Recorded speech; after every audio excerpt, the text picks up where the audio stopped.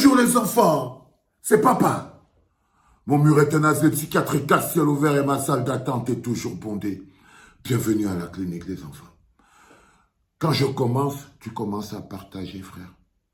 C'est important. Si vous descendez quelques vidéos, quelques années en bas, parce que ça va faire plus de 5 ans qu'on est sur la clinique. Si vous descendez en bas, vous allez trouver une vidéo où nous disions ici à la clinique que vu comment les choses se précisent, le prochain, le Cameroun sera fondamental. Après Pomba, le Cameroun risque d'être un état militaire. J'étais persuadé de ça. J'étais persuadé de ça. C'est-à-dire que j'étais comme ça, j'étais en train de me dire que je sais, ce n'est pas normal. Et j'ai fait cette vidéo, évidemment, vous ne vous rappelez pas parce que vous buvez trop. Vous buvez trop d'alcool. Vous sortez trop, vous saoulez trop, vous êtes un peuple de saoulards. Vous ne pouvez même pas vous rappeler de ça. Mais je vous dis quand même qu'il y a quelques mois, quelques années, j'ai fait un podcast dans cette clinique pour expliquer pourquoi c'est qu'on court de fortes chances de se retrouver dans un état militaire après Pomba. Et quand vous regardez maintenant l'ordre de succession constitutionnelle, ça dit que vous voyez Pomba lui-même, à l'heure-ci, il boit ses maisons avec la pipette. Ça dit que le gars n'arrive plus à marcher. Il boit son maison avec la pipette. On vérifie toujours. Et il a une poche ici à côté pour le pipi.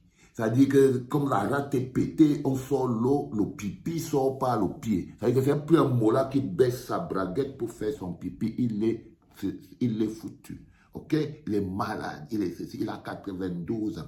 C'est tout à fait normal qu'il ne fasse plus pipi par son tuyau et qu'il a peut-être une espèce de branchement qui fait sortir le pipi dans l'air. Ça, c'est l'état de celui qui est là. On dit que celui qui est là, s'il lui arrive quelque chose et s'il est malade ou bien s'il ne peut plus regarder, faire son pipi normalement ou bien ne peut plus boire il boit déjà le maison avec la pipette, il sera remplacé par Niat Defendi Marcel. Quand vous partez voir Niat Defendi Marcel, lui-même, il ne fait plus son pipi par devant. Lui-même, il a son tuyau qui tire son pipi par derrière. Il ne voit plus clairement. Il ne peut plus regarder et dire que non, ça c'est mon comprimé de midi et ça c'est mon comprimé du soir. Il boit le cuit à la pipette. Lui-même, il boit sa part de cuit aussi à la pipette. Il n'est pas capable de marcher 2 pas, 3 pas tout seul sans qu'on le porte. Pour lire, il ne peut plus lire. Et pour réfléchir pendant 5 minutes, il ne peut pas. Mais c'est lui qui doit remplacer Pomba. C'est lui. C'est-à-dire qu'au niveau de l'ordre constitutionnel, c'est lui qui est tout aussi légumé que Pomba qui doit le remplacer. Je t'explique, partage, mon petit. Je t'explique pourquoi c'est qu'on est en train de partir vers un état militaire. Il faut quand même que ton cerveau là capte quelque chose. Vous êtes là comme si le cerveau est dans le vent, vous êtes dans l'espace. Quand vous redescendez encore, toujours au niveau de l'ordre constitutionnel, vous tombez sur Cavaillé Yégué Djibril. Lui-même, pour faire son pipi, on doit encore passer par un autre tuyau qui l'amène de l'autre côté parce qu'il ne peut plus sortir son propre tuyau pour arroser les plantes. Il ne peut plus dégainer son propre tuyau pour arroser les plantes. Il ne peut plus penser. Il ne pense plus et il réagit. Il boit sa part de bili-bili avec la pipette. Il boit sa sauce avec la pipette. Il ne voit plus lui-même, ce n'est plus clair. C'est lui qui doit, au cas où, le premier que je vous ai parlé qui boit dans le cuit avec la pipette, ne tenez pas pour remplacer le tout premier qui boit le maison avec la pipette. C'est le dernier qui boit le foléré avec la pipette toujours qui doit remplacer. Donc, vous pouvez déjà voir qu'au niveau de l'âge, vous pouvez quand même me donner ma raison qu'il y a de fortes chances. Au moins, la succession constitutionnelle est problématique. Elle est problématique. On a 1 an de l'élection. Je vous explique toujours pourquoi c'est qu'il y a de fortes chances qu'après Pomba, les institutions soient tellement détruites, parce que ça, c'est les institutions, elles sont toutes foutues. Ça, c'est quand les gens sont devenus les institutions. Ils n'incarnent plus les institutions, ils sont devenus les institutions. Ça veut dire, par exemple, l'institution Sénat, c'est vieux, c'est mort. Donc, quand il tombe, ça tombe avec. Il n'incarne plus l'institution, il est devenu l'institution. Donc, c'est l'institution qui a 92 ans. Si tu grimpes plus haut, tu vas trouver l'autre institution qu'on appelle la présidence de la République. Et l'autre bonhomme n'incarne plus les institutions. Il est devenu l'institution, donc il va s'écrouler avec. Il n'y a aucune chance que ça se passe autrement. Quand vous descendez plus bas, Vous regardez encore la dernière institution qui est l'Assemblée nationale. Le bonhomme n'incarne pas cette institution. Il est devenu l'institution. Donc cette institution a également 100 ans. Donc les institutions sont à l'image des personnes qui ne les incarnent pas parce qu'elles sont devenues ces personnes-là. Donc on a donc la succession institutionnelle qui est totalement plombée.